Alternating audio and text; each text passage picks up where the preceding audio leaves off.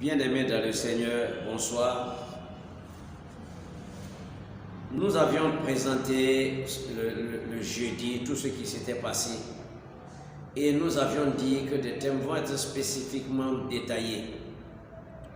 À la fin du procès de Jésus, en tout cas en cours du procès de Jésus, Pierre qui avait tenu des propos pour dire qu'il ne trahirait jamais Jésus, on va voir quel est son comportement. Alors Zoé va nous dire ce qu'elle a pu élaborer par rapport à cela, par rapport au reniement de Pierre. Donc elle est là avec moi ce soir et elle va nous entretenir du reniement de Pierre. Que le nom du Seigneur soit béni. Amen. Bien-aimés dans le Seigneur, nous continuons toujours. Nous sommes dans Matthieu 26, à partir de verset 69 à 75. Ici, nous pouvons voir que nous pouvons d'abord faire la lecture, bien-aimés dans le Seigneur. Cependant, Pierre était assis dehors dans la cour. Une servante s'approcha de lui et dit: « Toi aussi, tu étais avec Jésus, le Galiléen. » Mais il le nia devant tous, disant: « Je ne sais ce que tu veux dire. » Comme il se dirigeait vers la porte, une autre servante le vit et dit à ceux qui se trouvaient là: « Celui-ci était aussi avec Jésus de Nazareth. » Il le nia de nouveau avec serment: « Je ne connais pas cet homme. » Peu après, ceux qui étaient là s'étaient approchés, dirent à Pierre: « Certainement, tu es aussi de ces gens-là, car ton langage te fait reconnaître. » Alors, il se mit à faire des imprécations et à jurer: « Je ne connais pas cet homme. » Aussitôt, le coq chanta et Pierre se souvint de la parole que Jésus avait dit: « Avant que le coq ne chante, tu me renieras 3 fois. » Et s'étant sorti, il pleura amèrement. Bien-aimés dans le Seigneur, nous devons savoir que notre Seigneur Jésus est réel, c'est le Fils de Dieu, il est vrai. Et tout ce que Jésus avait à dire dans la Bible s'est réalisé. Bien avant ces événements, si nous remontons un peu la lecture, Jésus avait mis Pierre en garde, tous les disciples en garde, que Satan vous réclame. Et Pierre n'a pas pris ces paroles en considération, parce que bien avant ces paroles, Jésus avait déjà dit que toi, Pierre, c'est sur toi que je bâtirai mon église. Donc Pierre n'a pas vraiment compris ce que Jésus veut dire en lui disant: Satan vous réclame. Bien aimé dans le Seigneur, Pierre a renié Jésus, le grand Pierre. Pierre même qui était toujours avec Jésus, qui a dit: je ne te renierai pas, Seigneur. Même si tout le monde t'abandonne, Seigneur, moi je serai toujours avec toi. Bien aimé dans le Seigneur, en face de la situation, Pierre a renié Jésus. Parce que Jésus s'est fait arrêter, son maître s'est fait arrêter, celui qui comptait s'est fait arrêter. Et même dans la cour, Pierre a suivi Jésus. Et lorsque Pierre a vu les circonstances, son maître, celui qui comptait, s'est fait arrêter.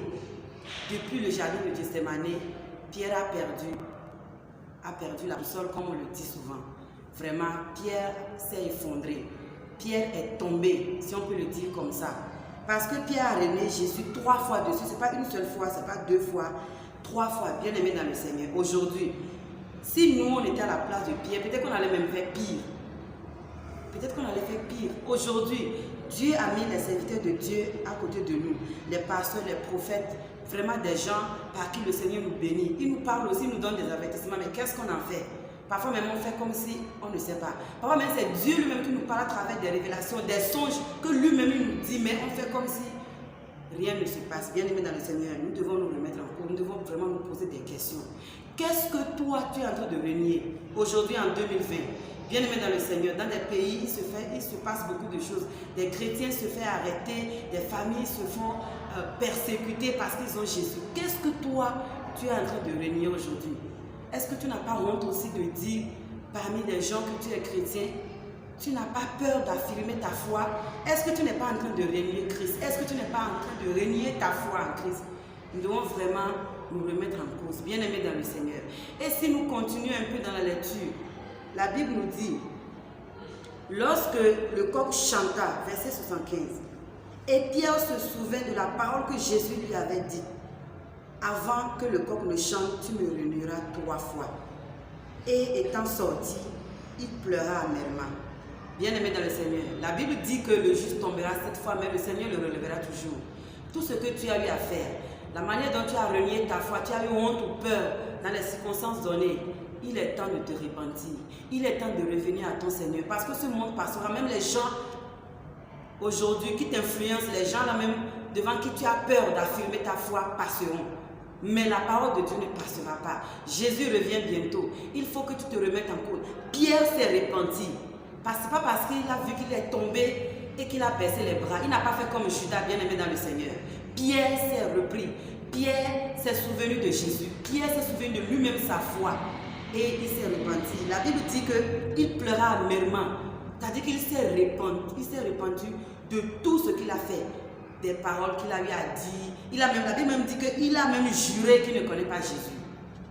Qu'est-ce que toi tu as fait? C'est-à-dire que quand tu vois tout ce que tu as eu à faire, tout ce que tu as eu à renier, la manière dont tu as renié Christ là, il faut regarder le plus haut des sommets de ça. Pierre a juré qu'il ne connaît pas Jésus. Pourtant, c'est le disciple de Jésus.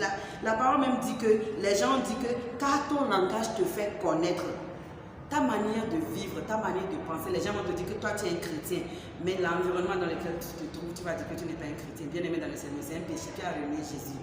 La Bible dit que tous ceux qui auront honte de moi dans ce siècle-là, moi aussi, j'aurai honte devant le Seigneur, devant mon Père. C'est Jésus qui parle. Si tu renies Jésus aujourd'hui, si tu as peur d'affirmer ta foi, si tu as peur qu'on te maltraite parce que tu es enfant de Dieu, si tu as peur de perdre ton travail, parce que tu es chrétien, que tu ne te remets pas en cause et que tu ne demandes pas pardon.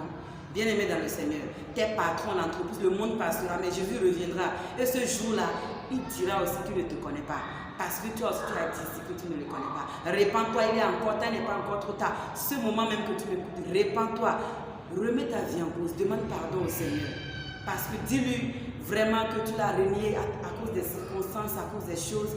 Il est là, il tend la main, il va te pardonner. La Bible dit que si nous reconnaissons nos péchés, que si nous confessons réellement nos péchés, le Seigneur, notre Dieu, est fidèle et bon de nous pardonner. Il n'est pas encore trop tard de te racheter. Que le Seigneur nous bénisse. Amen.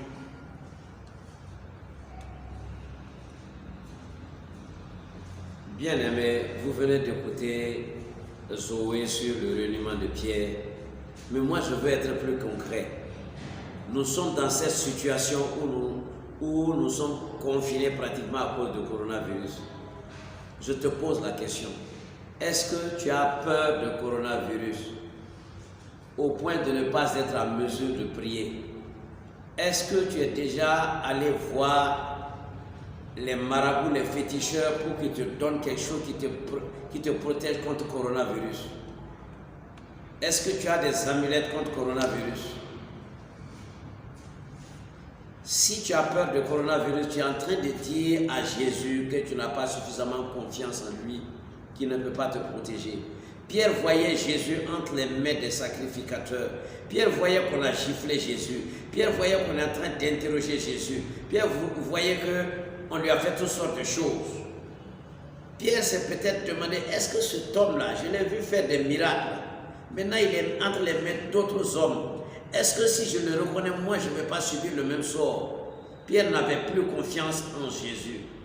Lorsque tu as peur du coronavirus, bien-aimé, tu es en train de douter de Jésus. Tu es en train de douter de sa capacité à te protéger. Tu es en train de douter du Père. Si tu doutes de lui, comment ta foi peut-elle marcher? Et si tu as pris des amulettes, si tu allais voir des jeteurs de coris, si tu allais, je ne sais pas quoi, tu es en train de faire beaucoup de choses qui sont pratiquement de l'idolâtrie pour te protéger du coronavirus, alors tu es en train de renier Jésus-Christ. Ressaisis-toi, ne fais pas comme Pierre. D'ailleurs, Pierre s'est ressaisi. C'est vrai, il a pleuré. On ne dit pas qu'il s'est agenouillé quelque part pour confesser, mais il était déjà, sa repentance était déjà bien enclenchée. Et la suite des événements nous montre, comme Zoé l'a dit, il s'est repenti, il a suivi Jésus, contrairement à Judas. Bien-aimé, répands-toi. Nous sommes dans des temps troubles. Le Seigneur Jésus-Christ n'est pas loin. Accroche-toi à lui, ne le renie pas. Parce que si tu le renies, le jour de l'enlèvement, est-ce que tu veux rester ici? Je termine sur cette question. Que le nom du Seigneur soit béni. Merci à Zoé pour son intervention. Que la grâce du Seigneur soit avec vous. Au nom de Jésus. Amen.